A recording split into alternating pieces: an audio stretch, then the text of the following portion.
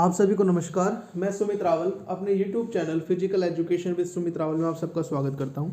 आप सभी को जैसे पता है एस्टेट से रिलेटेड जो हमारी सीरीज चली हुई है 2 जनवरी और 3 जनवरी को हमारा पेपर है एस्टेट का 2021 के अंदर, उससे रिलेटेड जो क्वेश्चन आपको कराए जा रहे हैं इस चैनल पर। और जो भी चैनल पर न्यू है आप चैनल को लाइक शेयर और सब्सक्राइब जरूर करें, और मेन फोकस है सब्सक्राइब करें ताकि आपको वीडियो टाइम से पता लग जाए कब वीडियो डले और जब भी आप उसको देख सकें। तो चैनल को सब्सक्राइब जरूर करें जो भी इस वीडियो को देख रहे हैं। चलिए टाइम ना वेस्ट करते हुए हमने अपने फर्स्ट क्वेश्चन की तरफ चलते हैं। क्वेश्चन को अच्छे से एक्सप्लेन करने की कोशिश करेंगे, और किसी को कोई भी क्वेश्चन में प्रॉब्लम आती है नीचे कमेंट करके बता सकता है। ठीक है, चलते हैं अपने फर्स्ट क्वेश्चन की तरफ। फर्स्ट क्वेश्चन है हमारा, the term of aerobic means. देखो एरोबिक की सबको पता है दो तरीके से होती हैं, एक एरोबिक एक अनएरोबिक। एरोबिक क्या होता है? एरोबिक का मतलब होता है जब हम ऑक्सीजन के साथ काम करते हैं, और अनएरोबिक क्या होता है जब हम ऑक्सीजन के बिना काम करते हैं। ये क्वेश्चन मैं पहले भी करा चुका हूँ, ये क्वेश्चन इंपॉर्टेंट है, बार बार रिपीटेड है इसलिए मैं करा रहा हूँ इसको दोबारा से। एरोबिक का मतलब है कि जो ऑक्सीजन के साथ हम करते हैं, ठीक है, विद ऑक्सीजन। और एनारोबिक का मतलब हो गया जब हम ऑक्सीजन नहीं लेते। एग्जाम्पल बात करें, हम ऑक्सीजन के साथ कौन सा काम करेंगे, जैसे हम डांस कर सकते हैं। ठीक है, डांस करते हैं हम क्या करते हैं, ऑक्सीजन लेते हैं। ठीक है, डांस करने के बाद है 5,000 मीटर की रनिंग है, 5,000 मीटर की रनिंग कर रहे हैं। ठीक है, 5,000 मीटर की रनिंग कर रहे हैं तो वो किसके साथ करेंगे, हम ऑक्सीजन के साथ ही करेंगे। ठीक है, विदाउट ऑक्सीजन नहीं कर सकते। जैसे 100 मीटर की रेस है, 100 मीटर की जो रेस है हम विदाउट ऑक्सीजन करते हैं, तो ये अनएरोबिक है। एरोबिक वो जिसके साथ हम ऑक्सीजन लेते हैं, अनएरोबिक वो जिसके हम ऑक्सीजन नहीं लेते। ठीक है, एक चीज़ और आप ध्यान दें, मुझे याद आई, ये जैसे मैंने 5,000 मीटर बोला, मैंने इसको 5 किलोमीटर क्यों नहीं कहा? किसी ने गौर कराओ कि मैंने 5,000 मीटर बोला, 5,000 मीटर। ठीक है, 5 किलोमीटर क्यों नहीं बोला? इसका क्या रीज़न है? 5 किलोमीटर की रेस बोल देते हैं, पर आपने देखा होगा जो आप ओलंपिक के अंदर जो इवेंट है हमारा 5 किलोमीटर रेस नहीं हो, 5,000 मीटर रेस है। 5,000 मीटर क्यों है? जितने भी हम ट्रैक पर इवेंट होते हैं वो मीटर में क्या होते हैं, काउंट होते हैं, जो मीटर में डिस्टेंस नपता है उनका। और जो रोड रनिंग होती है, जैसे आपको पता होगा फुल मैराथन के बारे में बताया था ना, 42.195 मीटर की होती है, वो किलोमीटर है। और ये 5,000 मीटर है, 5,000 मीटर, 10,000 मीटर, जो मीटर, क्योंकि ये क्या कहाँ पे होते हैं, ग्राउंड में होते हैं। ठीक है, जो स्टैंडर्ड ट्रैक होता है हमारे 400 मीटर उसके ऊपर होते हैं। ठीक है, तो ये क्वेश्चन याद आ गया अभी अभी, तो ये भी करा दिया। तो 5,000 मीटर इसलिए बोलते हैं, कभी आपको काम आएगी ये सब चीज़ें। 5,000 मीटर क्यों बोलते हैं, ग्राउंड में होती है। किलोमीटर क्यों बोलते हैं, रोड पर होती है। एरोबिक क्या होता है, ऑक्सीजन के साथ। एनारोबिक क्या है, विदाउट ऑक्सीजन। ठीक है, पहला क्वेश्चन कंप्लीट हुआ, दूसरे की तरफ चलते हैं। Width of the circle and discus throw. देखो एथलेटिक्स के अंदर है ना, बहुत सारे क्वेश्चन आते हैं पेपर के अंदर। जब आते हैं तो मैंने एक पेपर उठाया 2011 का देखता था वो शायद, तो उसके अंदर कम से कम 12 से 13 क्वेश्चन, पीजीटी का पेपर था, 13-14 क्वेश्चन दे रखे हैं क्या एथलेटिक्स से ही। ठीक है, तो एथलेटिक्स को हम थोड़ा इग्नोर नहीं कर सकते, बड़ा इवेंट है। ठीक है, फादर ऑफ द स्पोर्ट्स भी कहा जाता है। मदर ऑफ द स्पोर्ट्स किसे बोलते हैं, सबको पता है, gymnastic. Father of the sports किसे बोलते हैं, एथलेटिक्स को। तो एथलेटिक्स के अंदर डिस्कस थ्रो की बात करें, डिस्कस थ्रो आपको पता है इसमें running event, jumping event, running event, jumping event, throwing event और कंबाइंड इवेंट, इन 4 चीज़ों का क्या होता है, कॉम्बिनेशन होता है। तो यहाँ पे बात किसकी हुई है, डिस्कस थ्रो। डिस्कस थ्रो किसके अंदर आता है ये थ्रोइंग इवेंट में। तो इसका क्या पूछा है, सर्कल पूछा है। देखो ये सर्कल पूछा है, ये क्या होता है, डायमीटर। और इसका जो बीच में से हम कर दें तो ये क्या हो गया, इसका रेडियस। तो डायमीटर पूछा है तो 2.50 मीटर होता है, तो ऑप्शन नंबर डी सही रहेगा। ठीक है, एक क्वेश्चन तो ये बना पेपर में। अब इसका डायमीटर ना पूछ कर रेडियस पूछ ले तो इसको क्या कर देते हैं, हाफ कर देते हैं। तो 1.25 मीटर क्या हो जाएगा इसका रेडियस हो जाएगा। डायमीटर 2.50 मीटर और रेडियस 1.25 मीटर। ठीक है, अब डिस्कस थ्रो के बाद एक चीज़ और ध्यान करें, इसके अंदर डिस्कस थ्रो में एक चीज़ और पूछ सकता है कि इसका एंगल पूछ ले आपसे कि कितने डिग्री का एंगल होता है, तो 34.92 डिग्री का एंगल होता है इसके अंदर। और सभी देखो 4 तरीके की थ्रोज होती हैं, discus throw, javelin throw, shot put, ठीक है, और एक हैमर थ्रो। इनके अंदर देखो 4 तरीके की थ्रो है। डिस्कस थ्रो का मैंने बताया 2.50 मीटर डायमीटर होता है। ठीक है, जेवलिन थ्रो को मैंने बता रखा 29 का एंगल होता है, 4 मीटर की रनिंग इवेंट होती है, मैंने बता रखा है जेवलिन के बारे में। शॉर्ट पुट की बात करें, शॉर्ट पुट के अंदर भी क्या होता है, इसमें कितने मीटर का डायमीटर होता है, 2.135 मीटर का होता है डायमीटर। और रेडियस निकालना है तो हाफ कर दो इसको, तो 1.067 आ जाएगा। शॉर्ट पुट का भी सेम ही रहता है, शॉर्ट पुट और हैमर थ्रो दोनों का सेम रहता है। शॉर्ट पुट का भी 2.135 मीटर और हैमर थ्रो का भी 2.135 मीटर और डिस्कस थ्रो का 2.50 मीटर। ये तीनों क्वेश्चन आपके कंप्लीट हो गए, ऐसे कोई भी क्वेश्चन आ जाए।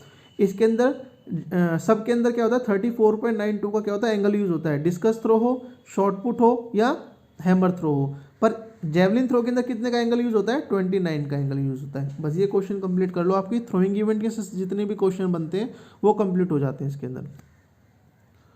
नेक्स्ट की बात करते हैं, age of the month day and known as. तो एज मंथ किसकी क्या बोलते हैं, इसमें एज बताते हैं। एज कैसे बताते हैं, मंथ में, डेज में और ईयर में, ठीक है। वो क्या होता है, वो एनाटॉमिकल एज होती है, नहीं सॉरी क्रोनोलॉजिकल एज होती है वो, ठीक है। कौन सी होती है, क्रोनोलॉजिकल एज होती है, क्रोनोलॉजिकल एज होती है ठीक है। अगली की बात करते हैं, which instrument use in the measuring the flat foot. Flat foot के अंदर कौन सा इंस्ट्रूमेंट यूज होता है फ्लैट फुट पता करने के लिए, तो उसको क्या बोलते हैं, तो आपको पता होना चाहिए, इसको पेडोट्राइप बोलते हैं। पीजीटी का क्वेश्चन है, 2014 के अंदर ही पीजीटी में पूछा गया था, ठीक है। तो ये सारे क्वेश्चन रिपीटेड हैं, उन्हीं क्वेश्चन को कराया जा रहा है जो रिपीटेड है, बार बार पूछे जाते हैं। जो कन्फ्यूजन है वो आपकी दूर करी जाती है। देखो सेंट्रीपिटल फोर्स है, centrifugal force is example of the Newton law. कौन से, न्यूटन लॉ का एग्जांपल है, तो थर्ड न्यूटन लॉ का एग्जांपल है एक। तो ऑप्शन नंबर सी ये क्वेश्चन बनता है पेपर में। एक पूछ लेंगे सेंट्रीपिटल फोर्स क्या है, देखो पता होना चाहिए सेंट्रीपिटल क्या है। आपने देखा होगा हैमर थ्रो की मैंने बात करी अभी, देखो आपको पता है लंबी सी चैन होती है, उसके अंदर एक शॉर्ट पुट बंधा होता है वो, ठीक है। उसके अंदर शॉर्ट पुट जो मतलब पुट बंधा होता है उसको क्या कहते हैं, घुमाते हैं। जब तक हम घुमा रहे हैं उसको, वो क्या कहलाएगी, घूमते टाइम क्या कहलाएगी, सेंट्रीपिटल फोर्स, ठीक है, सेंट्रीपिटल। और जब हम उसको थ्रो करेंगे, बाहर की तरफ फेंक देंगे, तो सेंट्रीफ्यूगल फोर्स, ठीक है। याद करने का तरीका ये है, फुगल से याद करो, एफ, एफ से मतलब फुगल मतलब फोर्सफुली जब फेंकेंगे तो बाहर की तरफ होगा वो, ठीक है। और सेंट्रीपिटल जब क्या मतलब, जब हम घुमा रहे हैं हैमर को, तो सेंट्रीपिटल है, जब तक घुमा रहे हैं सेंट्रीपिटल, और जब बाहर फेंक देंगे सेंट्रीफ्यूगल। कंप्लीट हो गया यहाँ से क्वेश्चन, ठीक है। सेंट्रीपिटल वो जब तक हम हैमर को घुमा रहे हैं वो सेंट्रीपिटल फोर्स है, जब हम बाहर की तरफ फेंक देंगे तो सेंट्रीफ्यूगल फोर्स है। कौन सा लॉ यूज होता है, थर्ड क्लास लॉ यूज होता है, ठीक है। क्वेश्चन नंबर 6 की बात करें, when was the World Health Organization establish. तो आपको पता होना चाहिए वर्ल्ड हेल्थ ऑर्गेनाइजेशन, ये WHO का हर बार क्वेश्चन आता है, 7 अप्रैल 1948। ऑप्शन नंबर ए सही रहेगा इसका। क्वेश्चन नंबर 7 की बात करते हैं, recreation word divert from the language. देखो रिक्रिएशन वर्ड कहाँ से आया, तो इससे भी क्वेश्चन बनता है। रिक्रिएशन बहुत बार पूछा गया है, तो रिक्रिएशन कौन सा है, लैटिन वर्ड है, ठीक है। ऑप्शन नंबर सी बिल्कुल सही रहेगा इसका, इसको भी दिमाग में रखिए आप। क्वेश्चन नंबर 8 की बात करें, find out the factor affecting growth and development. देखो ध्यान से क्वेश्चन को समझना है, मैंने हमेशा बोला है अकॉर्डिंग टू क्वेश्चन आपका आंसर होना चाहिए। हेरिडिटी भी करता है इफेक्ट, विटामिन भी करते हैं, सेक्स भी करते हैं, तो ऑल ऑफ अबो इसका आंसर होगा, ठीक है। All of above according to question आप चलेंगे तो आप कभी गलत नहीं करेंगे, ठीक है। क्वेश्चन नंबर 9 की बात करें, what is the first treatment of injury. देखो इंजरी का आपको फर्स्ट ट्रीटमेंट पता है कि क्या होना चाहिए, ठीक है। तो सबको पता है इसका, पहले क्या था, राइज था, ठीक है, क्या था, राइज। तो मतलब इसके अकॉर्डिंग टू क्वेश्चन क्या बनेगा, राइज बनेगा, ठीक है। अब इसको क्या बना दिया गया, प्राइस,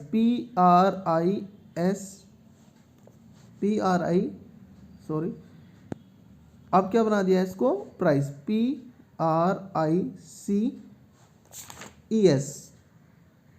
ठीक है।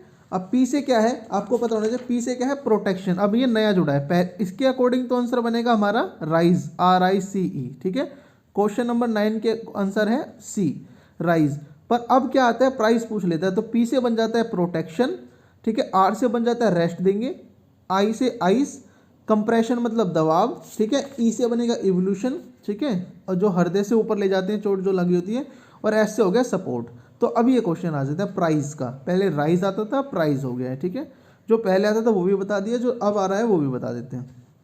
क्वेश्चन नंबर 10 की बात करें, which muscle known as a lifter muscle. देखो ये मैंने पहले भी कराया लिफ्टर मसल का, तो लिफ्टर मसल को याद करो, डेल्टोइड। मैंने बता रखा है आपको, ये बहुत सारे क्वेश्चंस आते हैं, ये पूछ रहे हैं काफ मसल कहाँ पे होती है, हैमस्ट्रिंग मसल कहाँ पे होती है, बाइसेप मसल्स कहाँ पे होती है। तो आपको सारी मसल्स भी याद होनी चाहिए कि कहाँ पे कौन सी मसल्स होती है, ठीक है। क्वेश्चन नंबर 11 की बात करें, in Athens period physical teacher was known as. ये भी बहुत बार पेपर में आया है। तो जो फिजिकल टीचर था एथेंस के अंदर, मतलब फिजिकल ट्रेनिंग कराता था, ठीक है, उसको क्या बोलते थे, पेडोट्राइप बोलते थे, ठीक है। इसके बारे में मैंने सारा बता रखा है आपको कि पहले कितने जो एथेंस पीरियड में कितने साल बाद होता था, ओलंपिक, पैथीन्स में कितना, सिमीन्स में कितना, नामीन्स में कितना, ये सारे क्वेश्चन मैंने वीडियो में देख रखे हैं और करा रखे हैं। आप प्लेलिस्ट में जाके चेक कर सकते हैं सारे क्वेश्चन की। और चैनल को सब्सक्राइब जरूर करें। व्यू तो आ रहे हैं पर सब्सक्राइबर नहीं बढ़ रहे। सब्सक्राइबर भी जो भी वीडियो देखे वो सब्सक्राइब जरूर करें चैनल को, ठीक है। लगातार आपको वीडियो मिलती रहेंगी इस चैनल पर। अब हम बात कर रहे हैं सरप्लस एनर्जी की। देखो मैं बात कर रहा हूँ इसकी, इनसे क्वेश्चन बहुत ज़्यादा बनते हैं। पिछली बार 8 क्वेश्चन आए थे TGT के अंदर, DSSB के अंदर। ये हमेशा पेपर में क्वेश्चन आते हैं, सरप्लस एनर्जी किसने दी, ठीक है। तो सरप्लस का तो आपको पता है, किसने दी थी surplus energy, surplus energy Herbert Spencer, ठीक है, किसने दी थी? हर्बर्ट स्पेंसर ने दी। दो थे, सीचलर एंड हर्बर्ट स्पेंसर, ठीक है। तो अकॉर्डिंग टू ऑप्शन चलें, ठीक है, तो सिर्फ क्या बनेगा? हर्बर्ट स्पेंसर ही रहेगा इसका आंसर। बट याद जो कर रखा है वो क्या था? सीचलर, SHILLER, सीचलर एंड हर्बर्ट स्पेंसर, ठीक है। तो अब क्या करें, जब क्वेश्चन हमने याद से चला और हर्बर्ट स्पेंसर किया, बट हमें क्या दिख रहा है? हर्बर्ट स्पेंसर ही दिख रहा है, तो हमें हर्बर्ट स्पेंसर ही मारना पड़ेगा। तो अकॉर्डिंग टू क्वेश्चन चलेंगे, ये सही हो जाएगा हमारा। देखो अब कई बार क्वेश्चन पूछा था आइडियलिज्म किसने दी। देखो आइडियलिज्म कैसे याद करेंगे? आइडियलिज्म किसने दी? आइडिया दिया आपको आधा अधूरा, किसी ने क्या दिया? आधा अधूरा। तो प्लेटो ऐसे लिखते हैं, प्लेटो आधा पे आ गया, इसके अंदर याद कर लो, आधा पा से दिया, आइडिया दिया आधा अधूरा सिर्फ पे किस में है? प्लेटो में, तो आधा पे प्लेटो, यहाँ से ही याद हो गया आपको। नेचुरलिज्म की बात करें, नेचुरलिज्म कैसे याद करें कि नेचुरलिज्म किसने दी? जो नेचर से जुड़ा आदमी होता है ना, उससे सब क्या होता है? रूस जाते हैं, मतलब क्या हो गया? रूसो, ROUSSEAU, रूसो, ठीक है। तो जो नेचर से जुड़ा जो व्यक्ति होता है उससे क्या हो जाते हैं? सब लोग रूस जाते हैं। तो आपको याद रहेगा, अब नेचर से जुड़े आदमी से रूस जाएंगे, रूसो। आइडियलिज्म मतलब आधा पे आ गए तो प्लेटो, ठीक है। अब बात करें रिलीजम की, एक क्वेश्चन ये भी आता है कि रिलीजम थ्योरी किसने दी। तो रिलीजम की बात करें, जब कहाँ भी धर्म की बात आ जाए ना रिलीजम की, तो आप चले जाकर सीधा ABCD पे याद करो कि सबसे पहले क्या आता है? ए, ठीक है। जहाँ भी धर्म की बात करें तो सबसे पहली बात हो रही है, मतलब फर्स्ट प्रेफरेंस की जा रही है रिलीजम को दी जा रही है, तो रिलीजम को फर्स्ट प्रेफरेंस देंगे तो ए पे बात करेंगे। अब ए से पता है क्या बनता है? एरिस्टोटल, ठीक है, एरिस्टोटल, जिसको अरस्तु बोलते हैं आप। तो ऐसे आप की पॉइंट्स याद रखें ना, पेपर के अंदर कंफ्यूज नहीं होंगे, तो आप इजीली आंसर ले जाएंगे मार के, ठीक है ना। प्रिग्मेटिज्म तो आ जाता है पेपर के अंदर, प्रिग्मेटिज्म तो जॉन डीवे ने दी थी, ठीक है। ये सब थ्योरी आपको याद करनी पड़ेंगी। आप कमेंट करके बताएं, तो सारी थ्योरी की एक अच्छी सी ट्रिक बना रखी है मैंने, कहो तो वीडियो बना के डाल दी जाएगी वो, ठीक है। ट्रायल एंड एरर थ्योरी किसने दी? ठीक है, थ्रोनडाइक ने दी। सरप्लस एनर्जी बता दी। रिक्रिएशन थ्योरी आ जाए, लॉर्ड गेम्स, GW पैट्रिक। तो इसकी एक ट्रिक बनाई हुई है, कहो तो डाल देंगे इसके अंदर, आप कमेंट करके बता दिएगा। जॉन डी भी देखो दोबारा से आ गई। ये मैं कह रहा हूँ 8 क्वेश्चन आए थे ऐसे ऐसे कंटिन्यूस सारे के सारे, तो आपको सारी थ्योरी पता होनी चाहिए। जॉन डेवी की बात करें तो सबको पता है, अभी मैंने बताई। जॉन डेवी की है प्रिग्मेटिज्म, क्वेश्चन नंबर ए सही रहेगा, option number A. Question number 14 की तरफ चलते हैं। Who is known as father of all games? मैंने ऊपर ही बता दिया था, फादर और मदर के बारे में। मदर पूछा है तो जिम्नास्टिक, ऑप्शन नंबर सी, और फादर पूछे तो क्या? एथलेटिक्स, ठीक है।